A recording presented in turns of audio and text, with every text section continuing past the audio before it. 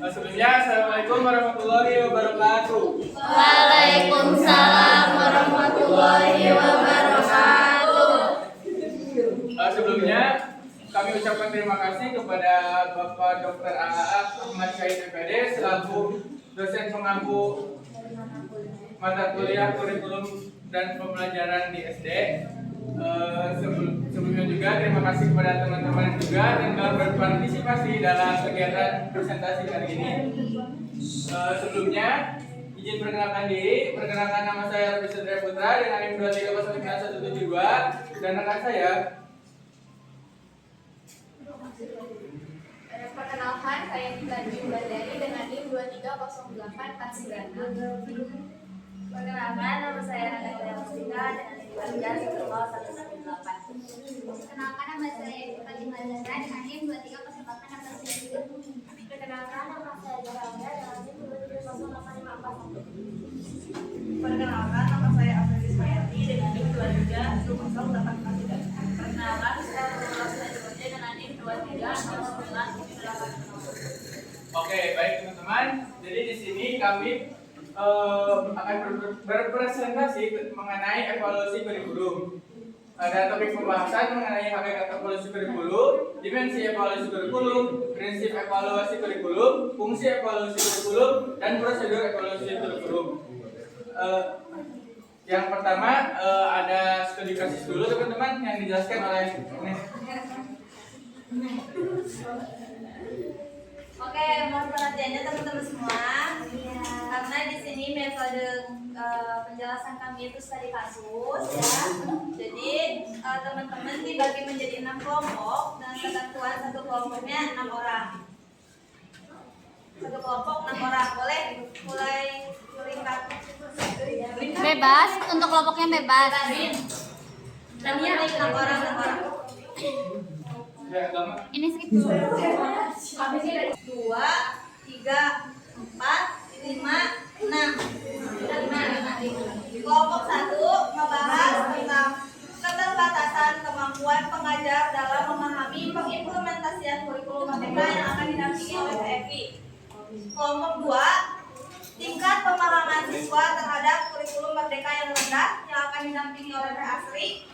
Kelompok 3 kurangnya keterlibatan dan ketidaktahuan orang tua dalam proses evaluasi kurikulum yang akan didampingi oleh guru dan murid. Kelompok 4 ketidakmerataan akses fasilitas pendidikan serta sumber belajar dan kesenjangan akses teknologi di berbagai daerah nanti dikasih ya lagi yang akan didampingi oleh saya.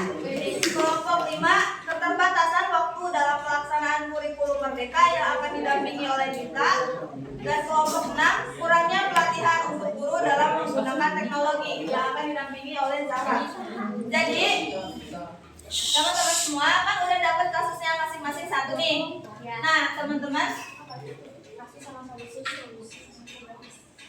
jadi teman-teman harus nyari solusinya, terus dibikin infografis secara digital.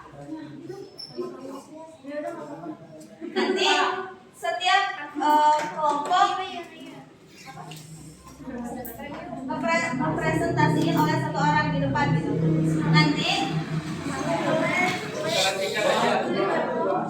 dipresentasiin. Nah, nanti dari kami sebagai reward untuk teman-teman gitu, ada yang untuk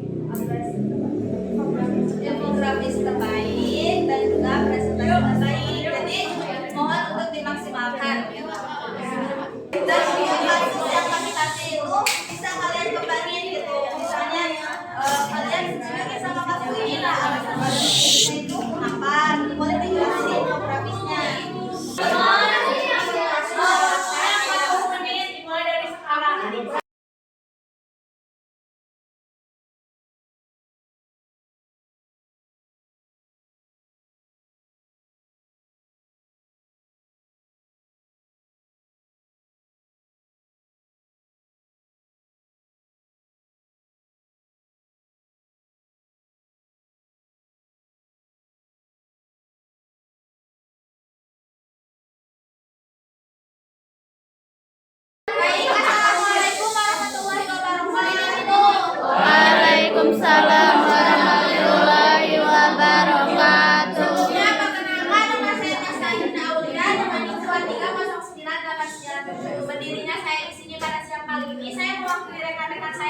kelompok 1 yang akan mewakili mereka untuk menyampaikan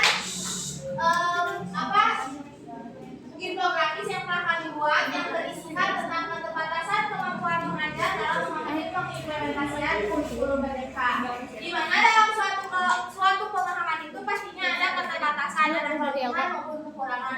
Nah, yang kita bahas di sini adalah keterbatasan yang berupa bentuk dari kekurangan. Di mana ini objek yang kita ambil ini adalah pengajar, yaitu seorang guru. Di mana kita akan bahas pertama latar belakangnya dulu ya. Pertama ada pemahaman, keterampilan, dan kesiapan guru. Yang dimana perubahan kurikulum merdeka ini kan memang sudah ada persiapan dari pemerintahnya, mungkin sudah ada desain terlebih dahulu ataupun dan sebagainya. Baik teman-teman, kita masuk lagi ke latar belakang poin pertama yakni pemahaman, keterampilan, dan kesiapan guru. Mungkin teman-teman di sini tahu ya bahwa kebijakan-kebijakan di kurikulum merdeka itu berkala itu dibuatnya, kayak misalkan dari awal ada di awalnya diberitahukan bahwa Indonesia sekarang menerapkan kurikulum merdeka, di tengah-tengah tuh baru ada kebijakan P5, baru ada kebijakan-kebijakan lainnya. Itulah yang menyebabkan pemahaman, keterampilan, dan kesiapan guru itu kurang gitu, meskipun ada persiapan yang tidak dengan waktu yang panjang gitu, tidak difasilitasi dengan waktu yang artinya kesiapan juga pemahaman keterampilan guru itu tidak maksimal, yang menjadi guru tuh punya kekurangan gitu. Dan selanjutnya sarana dan prasarana dan juga SDM, sarana dan prasarana. Di sini mungkin teman-teman tahu bahwa di kurikulum merdeka ini kebanyakannya tuh mengembangkan dan menggunakan teknologi gitu, dan juga banyak menggunakan banyak media dan beragam. Kayak misalkan guru tuh mungkin yang di sini orang tuanya guru tahu bahwa guru tuh harus ngisi rangkaian administrasi di aplikasi Merdeka Belajar. Itu tuh kan banyak, dan juga membutuhkan akses teknologi karena diaksesnya tuh bisa lewat handphone atau juga laptop. Nah di sini kan nggak semua guru terfasilitasi ya, begitupun kayak metode belajar di sekolah yang memerlukan teknologi kan sarana tiap sekolah tuh belum mumpuni. Dan yang terakhir itu ada SDM yang kurang teknologi. Nah guru-guru yang masih eranya dulu itu kan pasti kebingungan dengan kebijakan-kebijakan yang baru, sehingga mereka cenderung lebih menyuruh untuk mengisi hal tersebut ke orang lain yang akan memungkinkan anggar gitu mereka nyaman, nggak akan tahu gitu, nggak akan bisa makainya tuh sendiri. Lanjut ke ada dampak. Nah dampaknya itu kan proses pembelajaran tidak efektif karena siapa yang pernah dengar istilah kabur busur kan? Jangan kasihan kan ke bawah-bawah ya anaknya, karena nggak bisa tapi ke bawah. Nah ini terjadinya tuh dalam kasus gurunya yang kabur busur oleh kebijakan pemerintah, karena kan Indonesia tuh top down ya kebijakannya tuh, dari pemerintah mempunyai kendali penuh. Nah jadi ini akan merugikan proses pembelajaran tidak struktur dan tidak efektif. Yang selanjutnya itu hambatan utama dalam mengembangkan proyek-proyek yang dibutuhkan, karena sarana dan prasarananya tadi nggak ada dan nggak kurang, jadi proyek-proyeknya tuh nggak akan maksimal meskipun dikembangkan. Dan yang terakhir menyebabkan ketertinggalan dalam penerapan metode pembelajaran berbasis teknologi. Ya sama tadi berkesinambungan antara poin 2 dan poin 3. Selanjutnya ada solusinya teh gimana sih? Guru perlu memperdalam pemahaman terhadap kurikulum merdeka. Gimana kita mau nerapin apabila kita nggak tahu itu sendiri teh apa gitu kan? Yang kedua, untuk memenuhi kekurangan sarana dan prasarana, meningkatkan kolaborasi dengan sekolah lain serta penguatan infrastruktur teknologi dan fasilitas pendukung. Apabila sarana dan prasarana sekiranya di sekolah itu kurang, tapi misalkan ini tuh bisa nih kalau dikolaborasikan dengan sekolah lain, boleh itu dijalin kerjasamanya. Dan yang terakhir itu mengikuti pelatihan berupa seminar yang memang disediakan dan difasilitasi oleh pemerintah. Ini tuh nyambungnya ke poin pertama ya, pengetahuan guru itu meningkat, karena kan sekarang memang sudah ada ya banyak seminar yang memang harus diikuti oleh guru-guru untuk meningkatkan pengetahuan agar si kurikulum merdeka itu bagaimana cara pengimplementasiannya, bentuknya seperti apa, pengembangannya seperti apa, itu dapat dipahami dengan baik oleh guru. Mungkin itu dari kelompok 1. Terima kasih.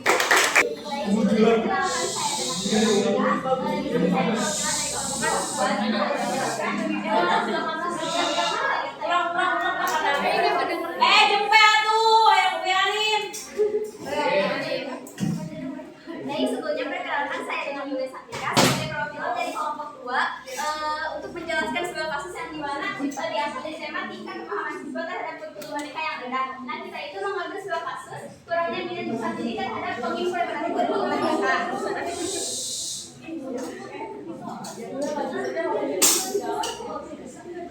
Nah, alasan kita mengambil apa sih kasus itu dikarenakan situ peserta ini kurang minat dalam pembelajaran, dan dari kurangnya pemahaman tersebut peserta juga merasa kesulitan dalam pembelajaran di kurikulum merdeka. Nah, maksud itu pastinya kan siswa-siswa itu kurang tertarik atau antusias dengan merupakan cara belajar yang dibawa oleh kurikulum merdeka ini. Nah, ini juga disebabkan oleh beberapa faktor. Yang pertama itu, tadi kan siswa kan kesulitan gitu ya beradaptasi dengan metode belajar yang dibawa oleh kurikulum mereka. Nah, itu kan pasti apa sih kayak berbeda itu dari cara belajar yang dibawa di kurikulum sebelumnya. Itu yang selanjutnya itu ada siswa juga mungkin belum sebelumnya gitu memahami tujuan dan apa sih manfaat dari kurikulum merdeka, karena kan kalau kita lihat dari ruang lingkup SD-nya nggak mungkin kan anak sekolah SD itu paham itu kenapa sih kurikulum mereka itu ada apa sih ada di sekolah mereka, yang pastinya itu juga kayak sih itu harus mereka memahami juga gitu ya. Terus selanjutnya itu kan apa ya kayak kan di kurikulum mereka itu kan lebih menekankan tentang apa sih pembelajaran yang lebih mandiri ya, yang pastinya jika pembelajaran mandiri terus dipegang mahasiswa, yang pastinya siswa itu kewalahan gitu lah dengan tugas mandiri yang diberikan oleh guru gitu. Nah, solusi yang kita ambil gitu dalam menyelesaikan kasus ini adalah dengan meningkatkan kemampuan atau kompetensi yang dimiliki oleh tenaga pendidik dan dengan memberi sarana dan prasarana yang dibutuhkan. Nah, untuk meningkatkan kemampuan di sini,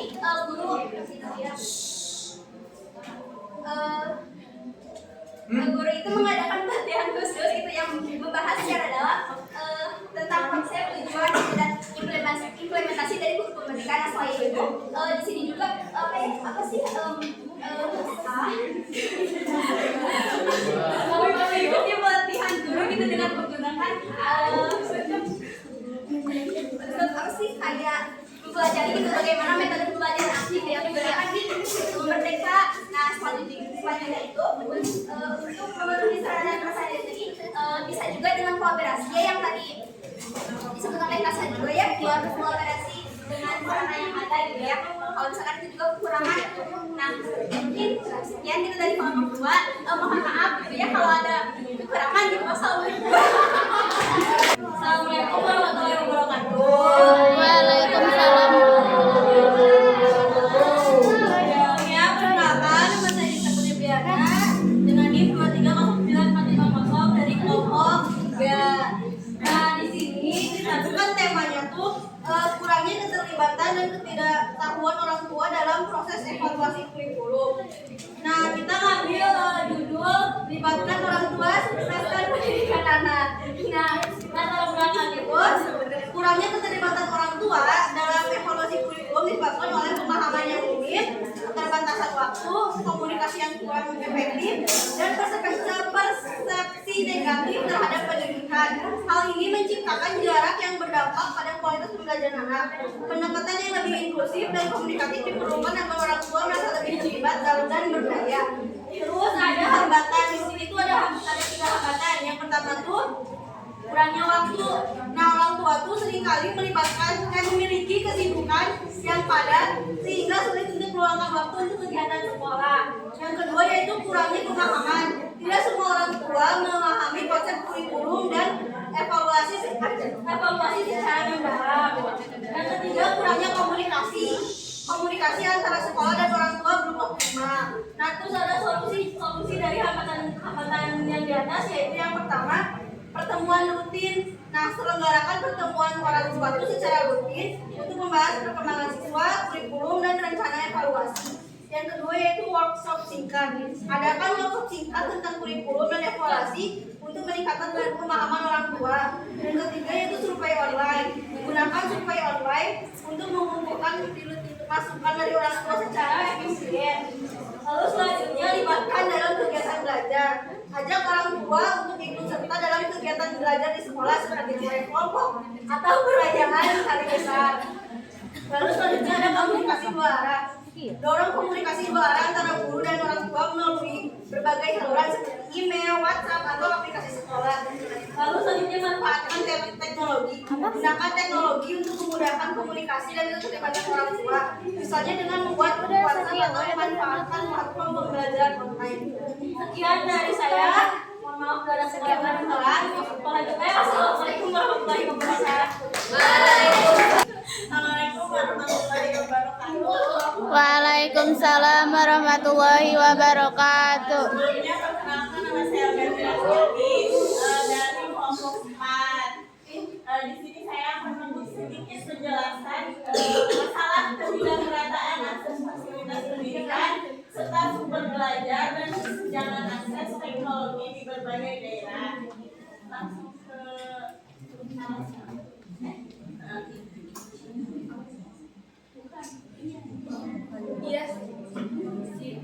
Nah, di sini ada 7 solusi ya teman-teman.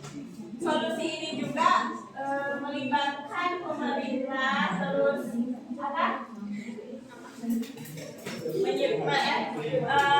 melibatkan berbagai pihak mulai dari pemerintah, sektor hingga masyarakat. Yang pertama, peningkatan Infa.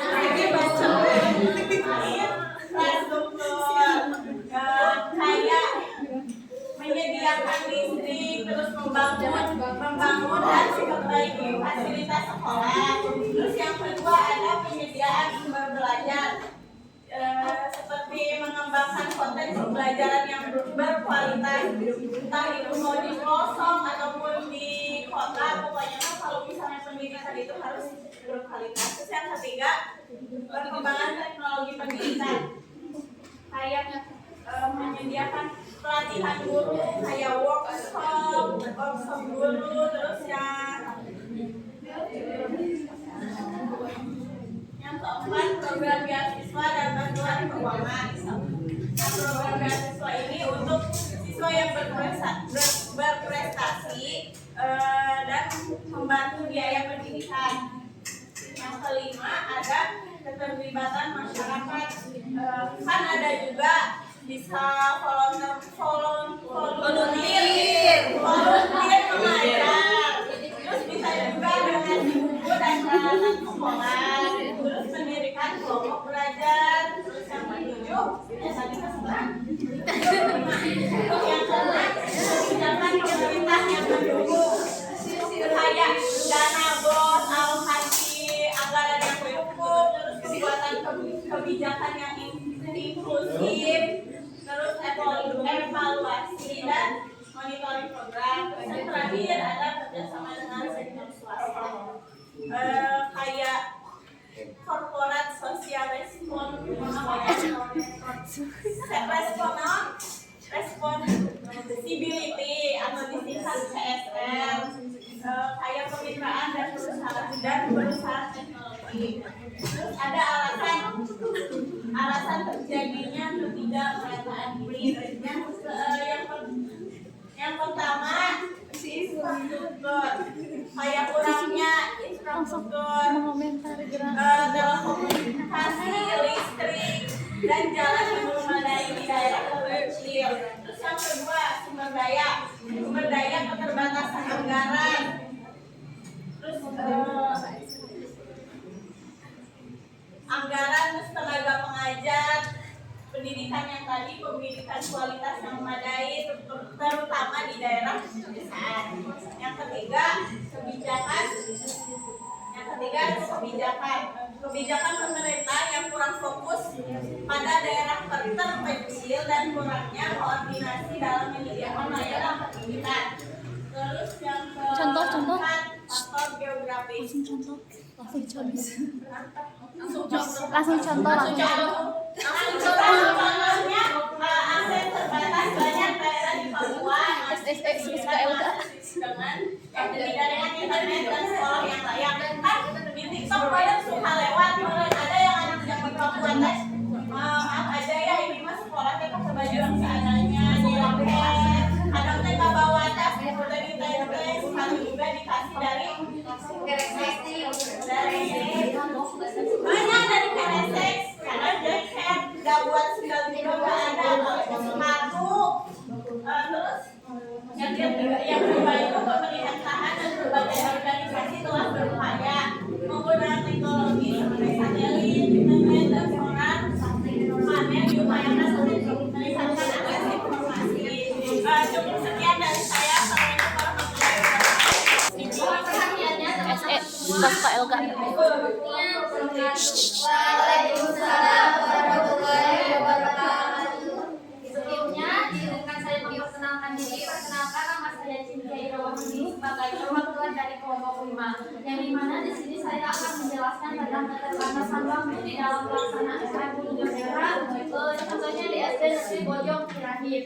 Yang pertama di sini ada studi kasus, di mana penyebab dari manajemen waktu yang singkat. Yang pertama yaitu kurangnya penyesuaian materi. Materi yang tidak sesuai ini diakibatkan dikarenakan guru yang menyampaikan materi tersebut tidak maksimal karena berkaitan dengan keterbatasan waktu yang diberikan dalam kurikulum mereka. Terus selanjutnya keterbatasan pengalaman guru. Guru yang belum berpengalaman di dalam kurikulum mereka akan mengalami kesulitan di dalam mengefisiensi waktu yang telah diberikan. Yang terakhir minat siswa yang rendah. Terus selanjutnya ada dampak. Dampak dari keterbatasan waktu ini yang pertama ada kualitas pembelajaran yang menurun. Yang kedua adanya materi yang tidak tersampaikan secara menyeluruh seperti yang telah disebutkan tadi. Ini disebabkan karena keterbatasan waktu di dalam kurikulum merdeka. Terus yang ketiga stres pada guru dan siswa, dan keempat keterbatasan waktu yang menciptakan tekanan yang tinggi. Maksud tekanan yang tinggi di sini contohnya ketika siswa disuruh menghafal sesuatu, mereka ketika sedang fokus menghafal tetapi mereka mengalami keterbatasan waktu yang telah ditentukan, tentu saja mereka akan mengalami tekanan dikarenakan kefokusan mereka akan terganggu oleh waktu tersebut. Terus yang terakhir adanya solusi. Solusi yang pertama yaitu pengembangan keterampilan manajemen waktu, yang dimana guru itu harus dilatih untuk lebih bisa mengefisiensi waktu, mengatur waktu pembelajaran.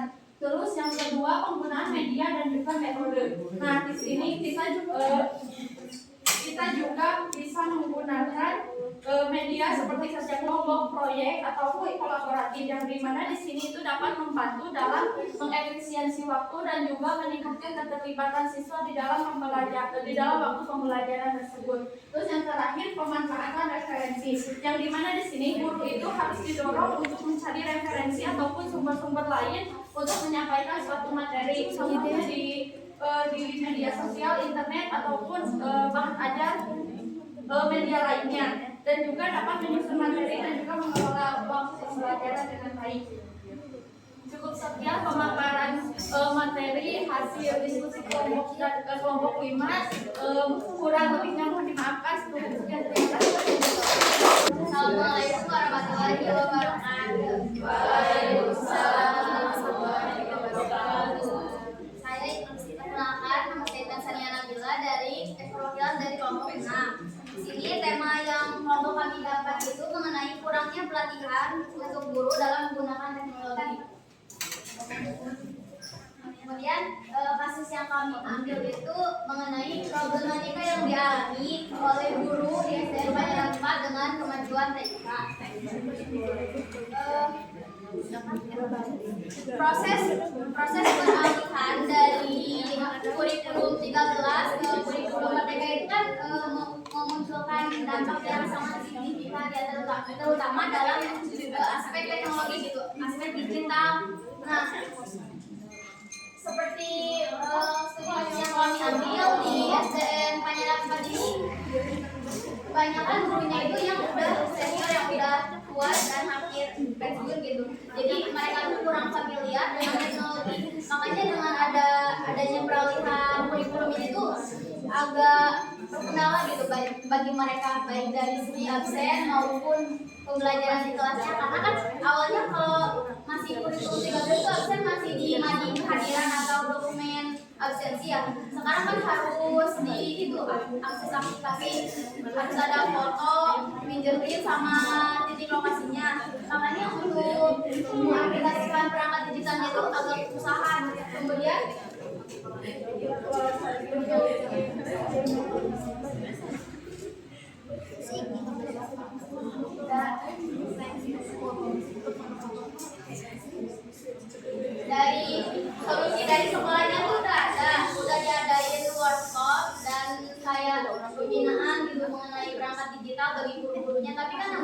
liga 2 masih kayak kurang gitu buat mereka masih agak susah kayak kalau ada perangkat baru kadang kalau mau ngaplikasiin takut salah pencet lah, takut salah apalah gitu kan. Tapi di sini juga di sekolah juga ada forum diskusi buat kayak yang ada kendala bakal saling dibantu gitu sama yang ada guru yang mudanya juga yang ngerti sama IT.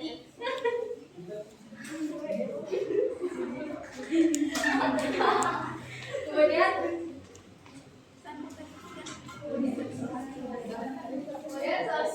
kelompok kami itu ada penyediaan alat teknologi dari sekolahnya itu belum ada pengajuan ke dinas pemerintahnya gitu buat disediain kayak apa sih kayak laptop komputer yang kayak gitu, tapi udah ada tapi itu dari pengurangan dana bos gitu disediainnya dari sekolahnya belum ada minta ke pemerintahnya gitu. Jadi mungkin untuk kedepannya bisa kemudian pelatihan dulu kan udah ada terus bantuan dari pihak luar terus belajar teknologi selain buat guru juga bisa buat siswanya juga, kemudian materinya dari internet terus belajar dengan gaya campuran dan proyek dengan teknologi.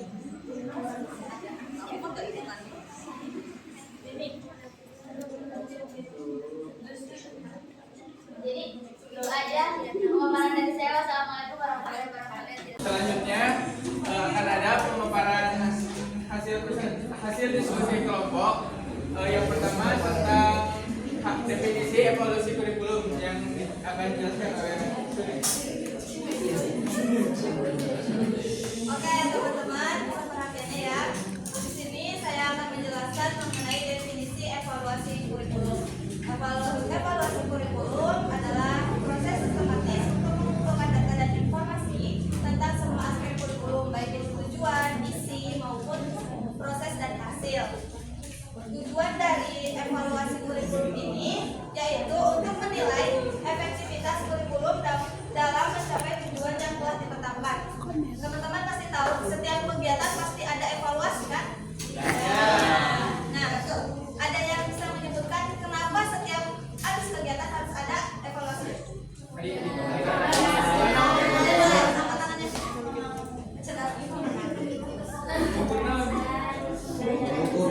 Tuh ada tiga selain untuk mengukur keberhasilan. Untuk memperbaiki kedepannya. ya, mengetahui kekurangan dan kelebihan. Oke, benar ya seperti yang sudah disampaikan oleh Kelly, Adi dan juga Kang Rehan gitu bahwa diadakannya evaluasi itu untuk memperbaiki kedepannya, begitupun dengan kurikulum. Kenapa kurikulum harus ada evaluasi? Karena setiap tahun itu kan berbeda zaman. Nah, kita nggak mungkin menggunakan kurikulum yang terus-terusan itu gitu dibandingkan dengan kemajuan zaman saat ini. Untuk selanjutnya akan dijelaskan oleh rekan saya. Ini saya akan menerangkan tentang hakikat evaluasi kurikulum menurut para ahli. Yang pertama, kalau kita mau jujur, kita semua pasti pernah ngalamin pentingnya nilai sesuatu. Nah, proses buat mengukur dan ngasih nilai sesuatu itulah yang disebut dengan evaluasi kurikulum. Menurut HS Hamid Hasan mengatakan bahwa evaluasi itu kayak kita lagi menimbang-nimbang seberapa pentingnya hal tersebut. Kemudian yang kedua, tapi menurut Mulyani Sumantri, evaluasi itu bukan cuma tentang ngasih nilai doang, tapi menurut Mulyani ini evaluasi itu lebih kayak ke diskusi bareng-bareng buat nentuin hal apa yang paling penting. Kemudian yang ketiga, menurut Nana Sujana, beliau itu lebih fokus pada kriteria-kriteria yang menjadi patokan buat mengukur sesuatu tersebut. Kemudian yang keempat, menurut Dol Atasius Tabar, beliau itu mengatakan bahwa evaluasi itu sangat penting untuk melihat sejauh mana sebuah program pembelajaran itu berhasil. Nah, kemudian yang terakhir menurut Nana Jody, kalau beliau ini punya pandangan yang cukup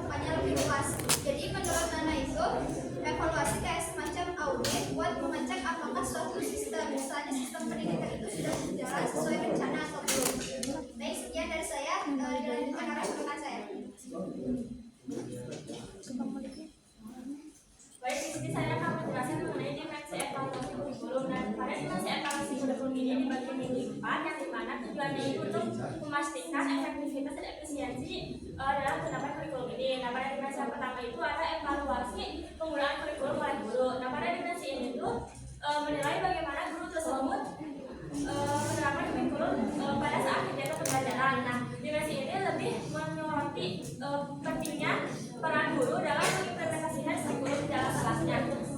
Nah, tujuan dari dimensi evaluasi penggunaan kurikulum oleh guru ini untuk memastikan apakah ada perbedaan antara perencanaan dengan penggunaan dalam pelaksanaan di dalam kelasnya. Lalu yang kedua itu ada evaluasi desain kurikulum. Nah, pada evaluasi desain kurikulum ini lebih menekankan pada bagaimana kurikulum itu dirancang. Pada aspek ini tuh yang dinilai itu seperti relevansi materi, hubungan antara tujuan pembelajaran, isi, metode pengajaran, dan juga asesmen. Nah, tujuan dari evaluasi desain kurikulum ini untuk memastikan apakah ada kurikulum itu sesuai dengan perkembangan teknologi, ilmu pengetahuan, dan juga kebutuhan siswanya. Dan ketiga itu ada evaluasi hasil belajar peserta didik. Pada evaluasi hasil belajar peserta didik ini lebih berfokus pada hasil yang dicapai oleh peserta didik itu baik dalam aspek pengetahuan, keterampilan, maupun dari sikap. Nah, lalu tujuannya itu untuk mengetahui sejauh mana kurikulum berhasil mencapai dari tujuan pembelajaran yang bisa dilihat dari hasil kinerja siswanya, terus hasil ujiannya, lalu dari prestasi siswa tersebut baik dalam akademik maupun non akademik. Nah, lalu yang terakhir itu ada evaluasi sistem kurikulum. Nah, pada evaluasi sistem kurikulum itu lebih luas daripada evaluasi yang lain karena mencakup pada keseluruhan yang berhubungan dengan berjalannya si kurikulum ini gitu.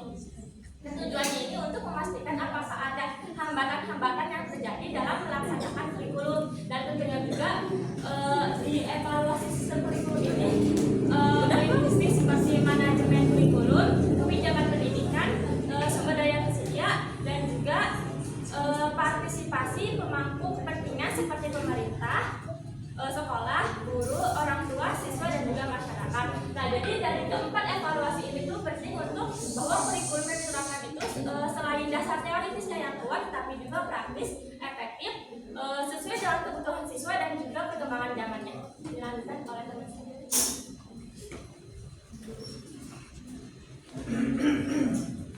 Baik, di sini ada prinsip evaluasi kurikulum. Yang pertama ada evaluasi mengacu kepada tujuan, yaitu berarti menilai apakah suatu kegiatan atau program mencapai sasaran yang telah ditetapkan. Yang kedua ada evaluasi bersifat komprehensif atau menyeluruh, yang berarti menilai semua aspek dari suatu program atau kegiatan secara holistik. Lalu yang ketiga ada evaluasi dilaksanakan secara objektif, yang berarti juga proses penilaian dilakukan tanpa bias atau pengaruh subjektif dari penilai. Baik.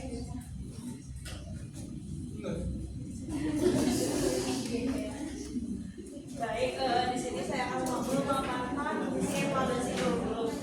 Saya mengambil dari 3 ahli. Yang pertama dari Tyler pada 1949, kedua ada Cornblanc atau 1963, dan ketiga ada Scriban pada 1967.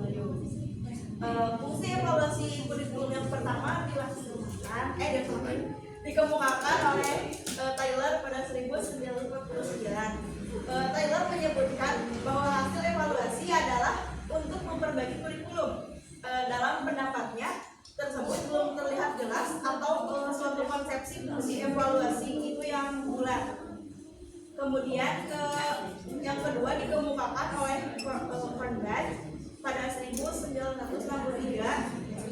Ia menyebutkan ada 2 fungsi kurikulum yang berbeda. Yang pertama memberikan bantuan untuk memperbaiki kurikulum, dan kedua untuk memberikan penghargaan. Tetapi sebagaimana tertera dalam judul tulisan bagi Cornblanc pada waktu itu, yang lebih penting ialah fungsi evaluasi dalam menentukan aspek-aspek kurikulum yang harus diperbaiki. Sedangkan fungsi evaluasi untuk memberikan penghargaan kepada program yang sudah ada di lapangan hanya sebagai fungsi dampak bawaan. Kemudian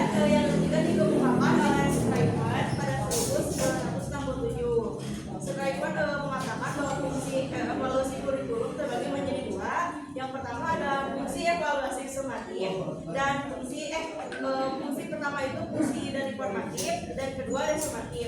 Fungsi formatif dalam pengembangan kurikulum berfokus pada pemberian masukan untuk perbaikan selama proses konstruksi atau implementasi.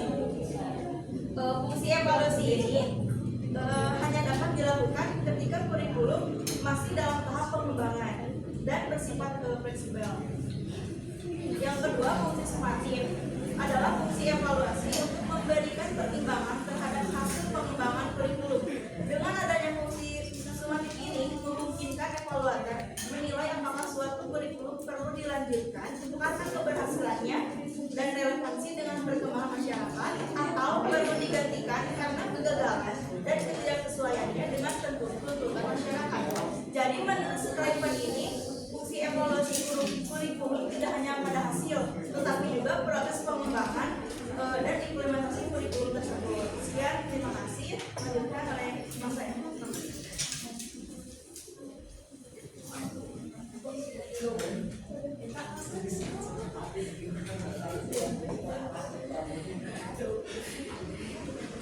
Baik teman-teman, selanjutnya ada prosedur evaluasi kurikulum.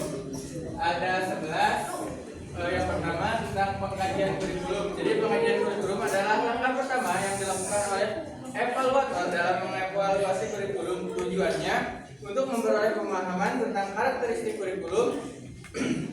Evaluator juga harus mempelajari secara menyeluruh mengenai latar belakang pembentukan kurikulum, landasan teoritis kurikulum, dan filosofisnya. Model yang digunakan proses pengembangan kurikulum, proses implementasinya, dan evaluasi hasil belajar. Yang kedua ada pengembangan proposal. Dalam evaluasi kurikulum, proses ini sangat penting. Proses penting untuk memastikan kurikulum yang diterapkan relevan, efektif, dan sesuai dengan kebutuhan siswa didik serta tujuan pendidikan. Yang ketiga ada diskusi proposal dengan pengguna jasa evaluasi. Hasil diskusi akan menentukan apakah proposal akan diproses atau tidak. Jika evaluator berhasil meyakinkan calon pengguna jasa evaluasi, proposal dapat disetujui dan evaluasi bisa dimulai. Yang keempat ada revisi proposal, merupakan hasil dari pertemuan antara pengguna jasa evaluasi dan evaluator. Jika ada komponen yang perlu diubah selama diskusi, maka evaluator harus melakukan revisi. Tetapi jika dalam pertemuan tersebut tidak perlu ada yang dirubah, maka proses revisi tidak diperlukan. Yang kelima ada rekrutmen personalia. Rekrutmen personalia dilakukan untuk pekerjaan evaluasi setelah proposal dibuat. Proposal akan memiliki nilai lebih jika detail personalia dicantumkan. Seterusnya akan dijelaskan oleh Mas saya. Selanjutnya itu ada pengurusan persyaratan administrasi. Di setiap kegiatan itu kan pasti butuh surat-surat ya, butuh surat penting, butuh persyaratan administrasi. Itu juga dengan evaluasi kurikulum ini butuh surat-surat seperti surat izin melakukan evaluasi, surat permohonan menjadi responden, dan juga surat identitas anggota. Surat ini diperlukan agar mendapat persetujuan dari pimpinan sekolah dan juga pengguna kurikulum dan jasa kurikulum. Selanjutnya ada organisasi pelaksanaan. Organisasi pelaksanaan ini itu sama aja kayak pembagian tugas, peran, dan tanggung jawab ke setiap orang evaluator.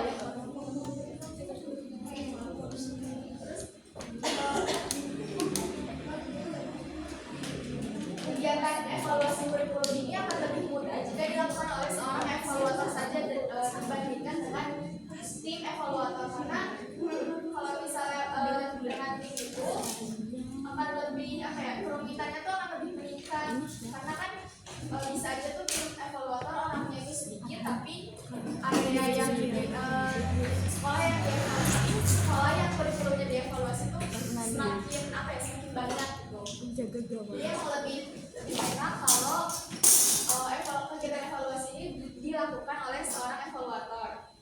Terus selanjutnya ada analisis data. Tadi kan setelah pembagian tugas dan perannya di organisasi pelaksanaan, terusnya kita melaksanakan ya evaluasi kurikulum ini. Kita cari informasi, mencari data sebanyak mungkin. Setelah itu kita analisis datanya.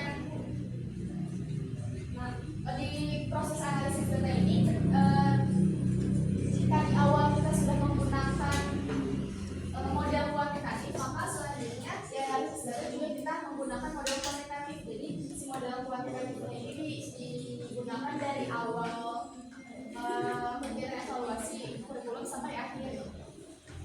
Terus selanjutnya ada penulisan laporan. Nah, setelah data tadi dianalisis, data dan informasi apa saja yang didapat, hasilnya itu ditulis di sebuah laporan. Nah, laporan dari data ini ditulis oleh tim evaluator. Nah, format laporan ini harus sesuai dengan perjanjian awal yang sudah ditetapkan di diskusi proposal dengan pengguna jasa evaluasi. Terus selanjutnya ada pembahasan laporan dengan pengguna jasa. Jadi setelah laporan ditulis, kita ngadain diskusi lagi dengan pengguna jasa evaluasi. Kita membahas apa aja kurang lebihnya dari laporan yang udah ditulis, dari data yang udah kita dapat.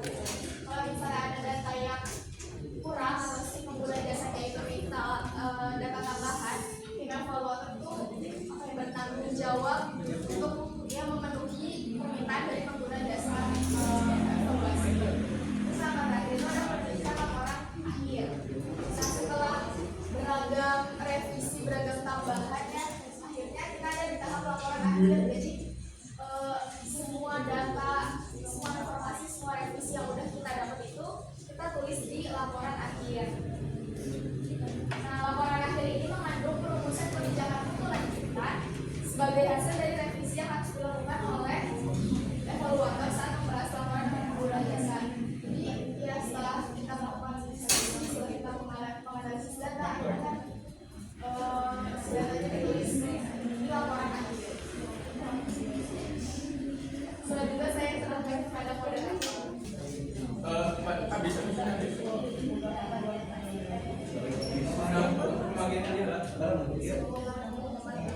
Teman-teman, perhatiannya ini ada pengumuman yang tadi yang telah berprestasi ke depan mohon disimak dengan baik. Baik. Untuk penilaian kelompok 1 ya, presentasi nilainya. Rasio pemenang presentasi mengenai evaluasi kurikulum adalah selamat untuk kelompok 1 dengan poin 4,8. Untuk yang menang infografis terbaik adalah kelompok 2.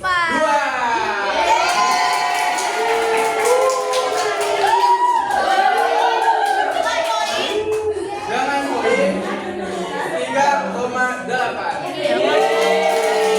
Untuk yang kalah jangan berkecil hati, mungkin di lain kesempatan kalian.